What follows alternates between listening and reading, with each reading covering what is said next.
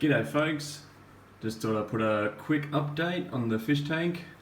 I'm going to call it a curse because it seems to be that whenever I upload a video is like within a week or a couple of days later something just seems to happen. Now there's a second time where I upload a video and it's a natural disaster this time, where we had a massive thunderstorm that came through about 2 weeks ago now, something like that, and caused flooding in my house.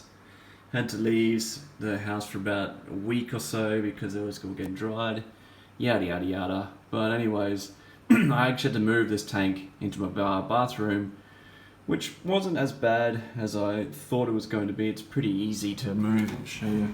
Just a big old stand kind of thing, so it's just pretty much dismantling it and then taking away. I kept all the rocks, everything inside of it, so it was a mission, but I did it. But I did do a few changes with the tank before that, and I think just with the small changes that I made, coupled with the fact that this whole tank here went through a period where I wasn't able to service it or feed it or do anything with it, I think a lot of corals just got really stressed out, and I did lose one, and I only lost one coral, which is pretty fortunate. It's that sort of that green millie thing that I had. I don't know what it was. The one that used to be sitting over there. Put him over here. He's all bleached now. Pretty much dead. Cheers, Pinter Clown. But he's all pretty much dead now. There's still a couple little polyps that are alive, but he's pretty much all just pale. I don't know if he'll ever come back. I hope he does. He was a good coral. But despite everything that happened, this tank is actually going really, really well. The changes that I made with this tank was a couple of coral repositionings. So I used to have that cabbage leather that was right at that end there. I moved him over to that spot just because I think he was getting a bit burnt by the light. He just wasn't looking very happy. He was a bit pale. He was getting a bit of algae growing on him as well. So I moved him over here and looks amazing. He's getting the colour back. He's all polyp extended, everything. And also, since this has all been happening, my two anemones have come back out to say hello. So very happy with that. I'm able to feed them now, which I don't normally feed them meaty foods. I actually give these guys Vitalis LPS pellets. They seem to love it. They're actually growing since I've been giving it to them. I feed them every single day. Might be too much, but I want these little babies to start growing and hopefully give a home to these two clowns. So number one, I changed the couple coral positionings. I moved the mushroom that was on this side as well. He was just stinging this, I forget the name of it. Anyways, sorry. I forget the name of this guy here. There is a name. I actually saw it on it was a BRS a while ago. They gave a name for it. I think it's I don't know. Prism. I think prism. That's one, prism coral. So anyways, this prism coral was getting stung up. He wasn't looking that great. So I moved the mushroom, gave some more real estate to a couple of these guys over here. I put all these acans, sorry about that, all these acans onto a rock now. So they're all just hanging out there. Hopefully they're going to start growing to it and look really cool. Like my yellow one there. I actually have never seen an acan like that ever again.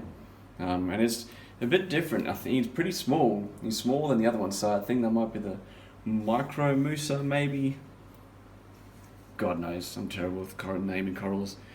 But anyways, so the mushroom is now down here, and he's actually made, I'm hoping it's going to be a little pup there. So he was moving all over the place in this rock, and I do know that one way that mushrooms propagate themselves is to actually tear off a little piece of themselves as they're moving around on rocks, and then they'll grow from that. So I'm curious to see whether that'll be the case. Hopefully it is. I mean, although I don't want there to be a million of these guys, at least if I could say that I could grow one, that'd be pretty cool. put the candy cane over here. I'm not entirely sure about its positioning though. I feel like there's just too much going on in that one corner there.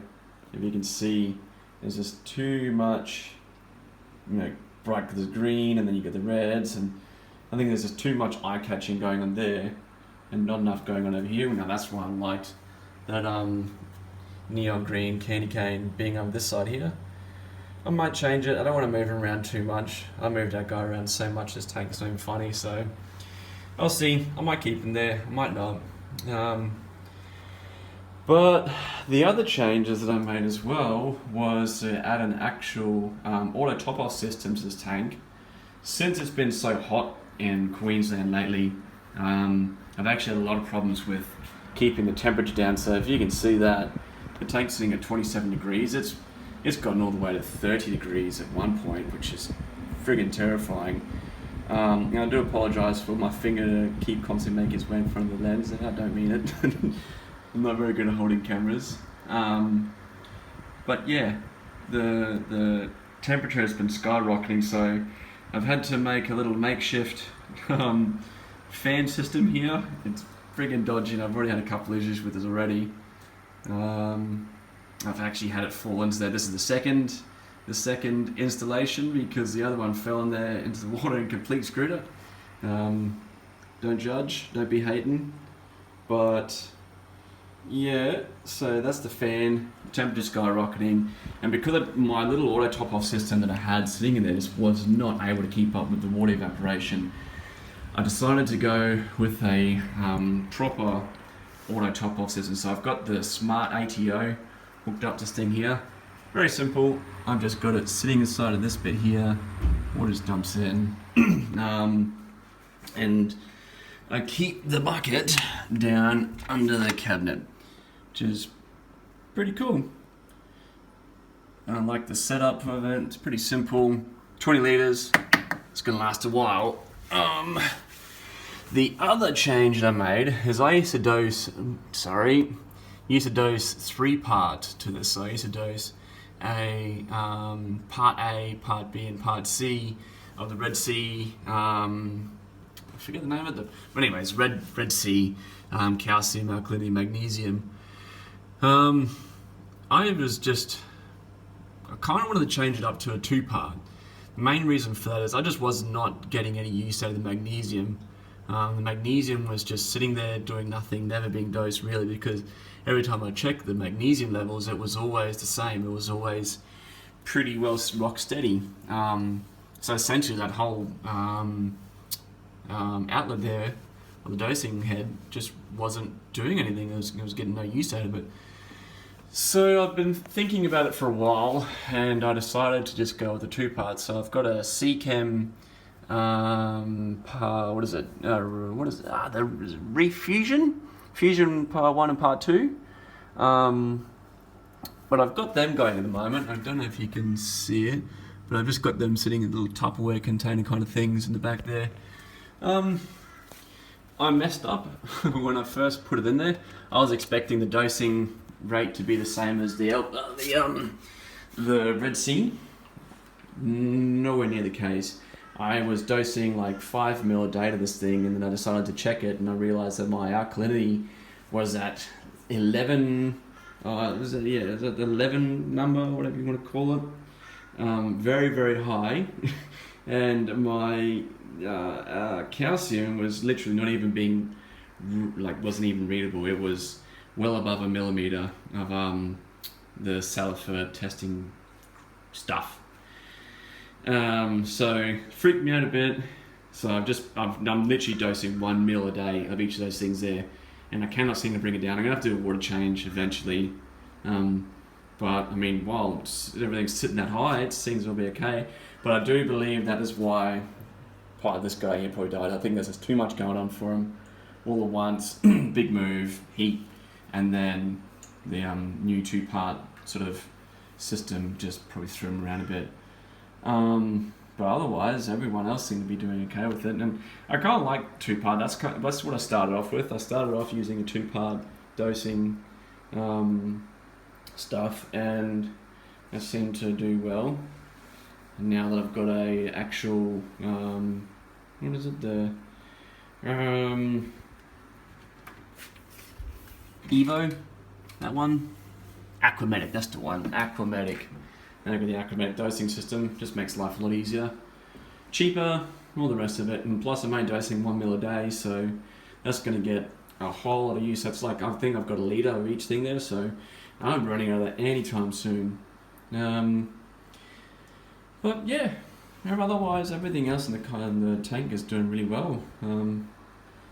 I actually, in that auto top-off system as well, I do dose this stuff here, iodide. So I just put a little bit of that. I think I put about two caps in there. I don't test it. I do like it though, just because I'm pretty sure it helps with the soft corals I've got near, and I've got a fair few of them now with all the zoas and whatnot. The zoas just growing out of control. You look at the bams, they're just wild at the moment. Same with the rastas. The Ardechaeos, they're doing alright down there. But then you got fellas down here, they're just cutting sick as well. So, you know, I've just got to be something to it. I think there's called an eagle eye zoanthid, and he's got a bit of a way to go. He used to cover the entire rock that he was on, but he had a bit of a rough patch and died off a bit, and now I've only got one small pulp left. I'm hoping that he grows back. But otherwise, guys, this is the tank. Looking all nice and decked out a bit at the moment.